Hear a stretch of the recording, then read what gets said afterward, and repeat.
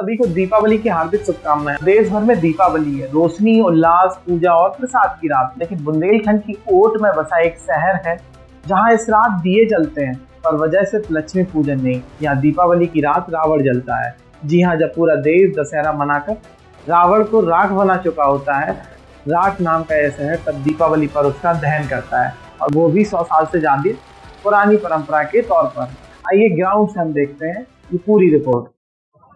आस्था, संस्कृति और परंपरा से भरा एक कस्बा रात, जहां रावण दहन किया जाएगा। आज दीपावली है और दीपावली के दिन इस ऐतिहासिक रामलीला मैदान में बने 25 फीट के रावण के पुतले का दहन किया जाएगा। आज जब पूरा देश दीपों से जगमगा रहा होगा, तब रात में ये चमक जो है वो दोगुनी होगी। महाभारत कालीन इतिहास से जोड़ा जाने वाला ये बुंदेलखंड का एक कस्बा रात, जहाँ का इतिहास कुछ अलग है। जब यहाँ दशहरा के दिन भारी बारिश हुई तो यहाँ के व्यापारियों और यहाँ के लोगों के द्वारा मनोरंजन के लिए लगाए जाने वाले रामलीला मेले का इतिहास बदल गया। पहले यहाँ भी दशहरा के दिन ही रावण का दहन होता है, ये लोग बताते हैं। लेकिन ये कहानी बदली तब जब यहाँ आज से करीब 100 साल से भी पुराने समय में जब रामलीला मेले का आयोजन किया जा रहा था, तो इस रामलीला मैदान में पानी भर गया। जब ये पानी भर गया तो ये रामलीला मैदान में जो रावण का दहन होता था, ये रावण दहन दशहरा में न होकर दीपावली के दिन होने लगा। हमारे साथ दैनिक भास्कर के वरिष्ठ पत्रकार हैं जो हमें बताएंगे कि इस ऐतिहासिक रावण दहन के पीछे की क्या कहानी है। राहुल जी, बहुत बहुत स्वागत है साइलेंट ट्रुथ में आपका। बहुत बहुत धन्यवाद आपका। क्या इतिहास है इस ऐतिहासिक रावण दहन का? ये रात जो रामलीला मेला आयोजित होता है, ये ऐतिहासिक मेला है। और ये रावण दहन जहाँ पूरे देश में दोपहरे के दिन हो जाता है, वहीं पे कस्बा रात में दिवाली के पर्व पर रावण का दहन किया जाता है। इसके पीछे की वजह बताई जाती है कि ये परंपरागत हो चुका है।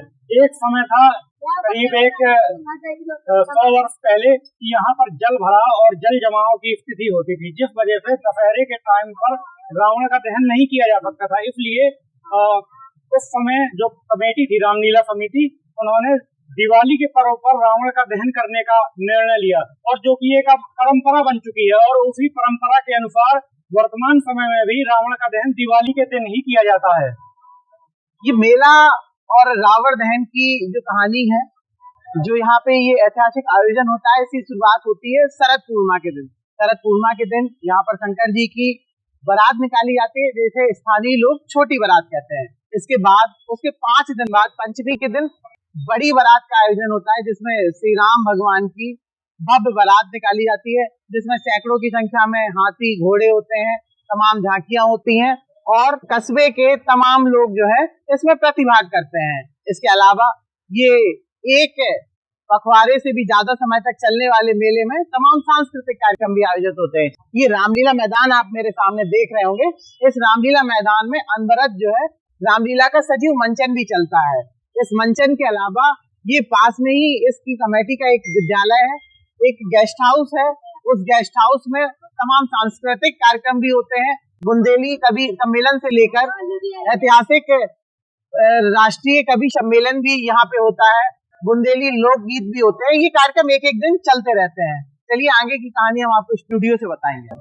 कहा जाता है ये रात जो है वो वही कस्बा है जिसे महाभारत काल में राजा विराट की नगरी माना जाता था, जहाँ पांडवों ने अपना अज्ञातवास काटा था।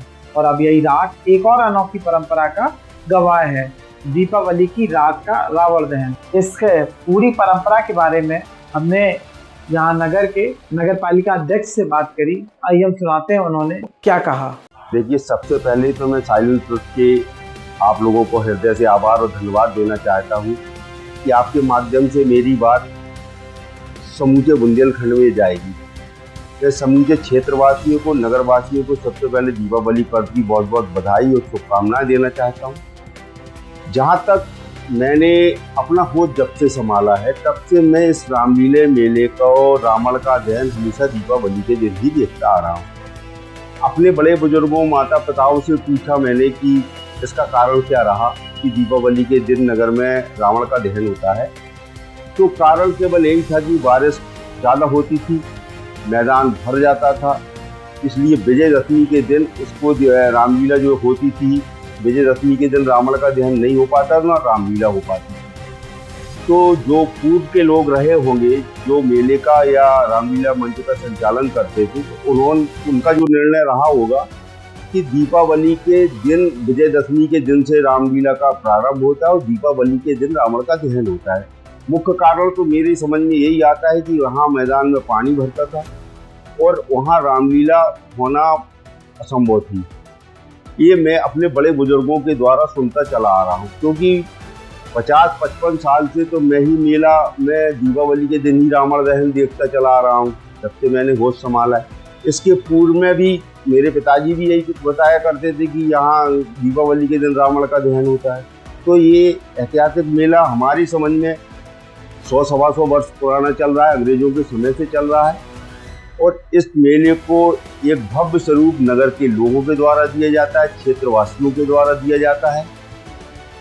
आज मेले की जो संचालन कमेटी है, उस मेले का पूर्ण तरीके से निर्वाह कर रही समझता हूँ कि आप लोगों ने भी मेले का भ्रमण किया होगा। मैं हृदय से आभार देना चाहता हूँ पुलिस प्रशासन का, जो मेले की बहुत ही सुंदर संचालन कर रहे हैं। मैं आभार, मेले में हजारों लोगों की संख्या होती है और आप देखते हैं कि सबसे पहले जो प्रथम मेरी यहाँ शंकर जी की बारात निकलती है, उसमें भी नगर और क्षेत्र के हजारों लोग आते हैं। और पंचमी के दिन निकलती है बड़ी बारात श्री राम जी की, धनुष यज्ञ के बाद निकाली जाती। इसमें नगर और क्षेत्र क्या बुंदेलखंड तक के लोग इस बारात को देखने आते हैं। आपने सुना, आपने देखा कि रात में दीपावली सिर्फ दियों का नहीं, एक अद्भुत लोक कथा की भी रात है, जहाँ रावण भी दीपों के बीच जलता है। और 100 साल पुरानी परंपरा आज भी उतनी ही जीवंत है जितनी 100 साल से पहले थी। इस रोशनी के त्योहार में जब देश भर में लक्ष्मी का स्वागत होता है, रात में लोग घर में दीपक तो जलाते ही जलाते हैं, साथ ही यहाँ रामलीला मैदान में बुराई के प्रतीक रावण को भी जलाया जाता है। इस संबंध में तमाम आयोजन जो है वो रामलीला कमेटी के द्वारा कराए जाते हैं।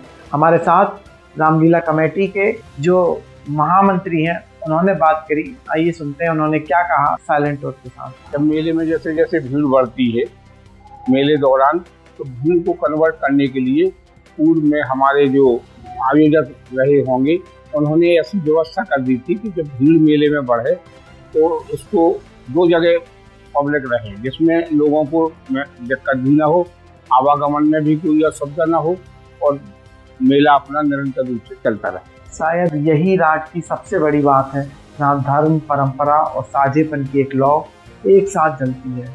आप देख रहे थे द साइलेंट ट्रुथ। अगर आपको हमारा ये वीडियो पसंद आया हो तो इसे शेयर करना मत भूलिए। अगर आपको हमारा वीडियो यूट्यूब पर देख रहे हैं तो इसे हमारे चैनल को सब्सक्राइब जरूर करिए। अपने सुझाव कमेंट सेक्शन में जरूर दीजिए। धन्यवाद।